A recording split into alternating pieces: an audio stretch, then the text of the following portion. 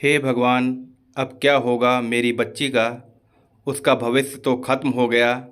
भगवान, मेरी बच्ची के साथ ही ये सब क्यों किया। उसने तो ज़िंदगी की खुशियाँ देखी भी नहीं। अब क्या करेगी वो।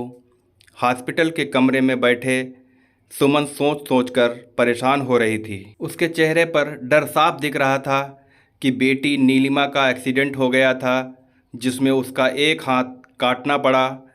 अभी उसकी सगाई को 15 दिन भी ना हुए थे। जाने कौन सी बुरी घड़ी थी जब उस दिन वह स्कूटी लेकर घर से निकली।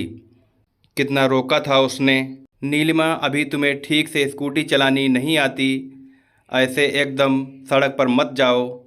लेकिन वह नहीं मानी। मम्मी, अगर ऐसे डरती रहूँगी तो कैसे देखूँगी। फिर अनुज ने भी तो कहा है कि तुम्हें ऑफिस स्कूटी से जाना होगा। शादी के बाद कुछ सिखाएगा मुझे स्कूटी।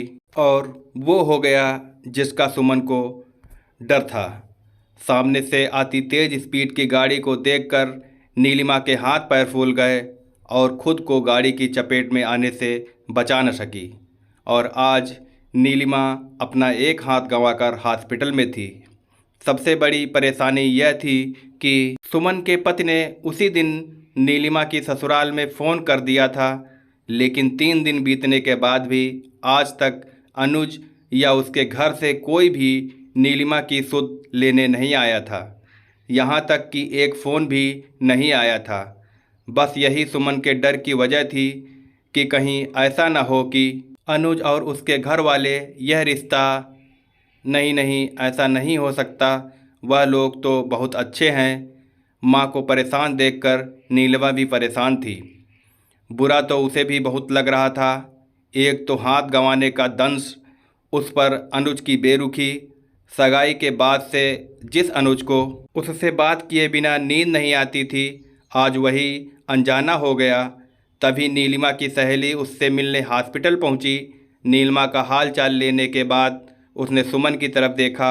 उसके सफ़ेद पड़ते चेहरे को देख वो पूछा, क्या बात है आंटी, इतना परेशान क्यों हो। सुमन ने उसे सारी बात बताई। पलक ने उसी समय अनुज को फ़ोन लगाया। हेलो जीजा जी, कैसे हैं। मैं नीलिमा से मिलने हॉस्पिटल जा रही हूँ। कैसी है वो, आप तो मिलकर आए होंगे। हेलो पलक, मेरा दिमाग ख़राब नहीं है जो अब उस अपाहिज लड़की से मिलने जाऊंगा। मैं अपनी ज़िंदगी उसकी वजह से ख़राब नहीं कर सकता, इतना महान नहीं हूँ मैं। लेकिन जीजा जी, आप ऐसा कैसे। लेकिन तब तक उधर से फ़ोन कट चुका था। पलक ने सुमन और नीलिमा की तरफ देखा। दोनों की आंख से आंसू बह रहे थे। जिसका डर था वही हुआ। वो लोग अब मेरी बेटी से शादी नहीं करेंगे, वो उसे नहीं अपनाएंगे। अब कौन करेगा मेरी बच्ची से शादी। सुमन जी लगातार रो रही थी। आंटी जी, आप तो भगवान का शुक्र मनाइए कि उन लोगों की नीयत पहले ही पता लग गई। सोचिए ज़रा, अगर शादी के बाद एक्सीडेंट हुआ होता तो ये लोग अपनी नीलिमा को छोड़ देते। फिर नीलिमा ना इधर की रहती और ना उधर की। शादी से पहले यह सब हो गया तो अच्छा है। ऐसे लोगों से तो रिश्ता बनाना बेवकूफ़ी है। और फिर इसमें कमी ही क्या है, केवल एक हाथ ही तो गया है।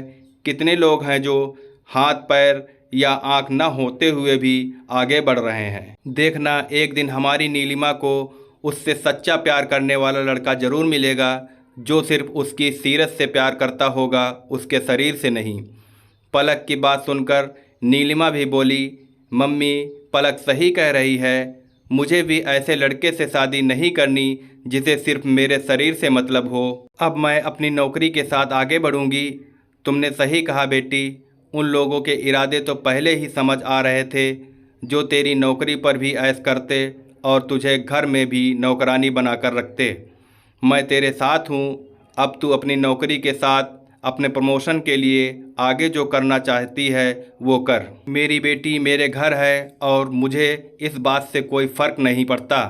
कमरे में घुसते हुए नीलिमा के पापा जयंत जी बोले, सुमन, तुम भी अपनी बेटी का हौसला बनो। उसके सामने ऐसे बात करके उसकी हिम्मत मत गिराओ। अब हम दोनों अपनी बेटी का हाथ बनेंगे। आज के बाद किसी की भी आंख में आंसू नहीं दिखना चाहिए। पति की बात सुनकर सुमन के मन का डर जाता रहा। वह मुस्कुराकर नीलिमा के पास आई और उसके सिर पर हाथ फेरते हुए बोली, मैं अपनी बेटी को जरा भी परेशान नहीं होने दूंगी। मैं अपनी बेटी के हर कदम पर उसके साथ हूँ। नीलिमा भी मुस्कुरा रही थी। अब उसे अपनी नई जिंदगी शुरू करनी थी। एक नया संघर्ष था जो आसान नहीं था, लेकिन माँ बाप का साथ था तो हिम्मत भी थी। दोस्तों, कैसी लगी कहानी? लाइक और कमेंट करके अवश्य बताएं।